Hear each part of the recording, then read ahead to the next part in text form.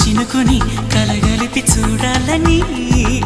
ఎవరికి అనిపించిన చూడొచ్చు నా చెలియని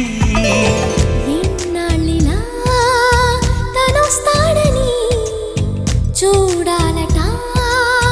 ప్రతి దారిని ఏ తోటలో తనందోనని ఎటు పంపను నా మనసుని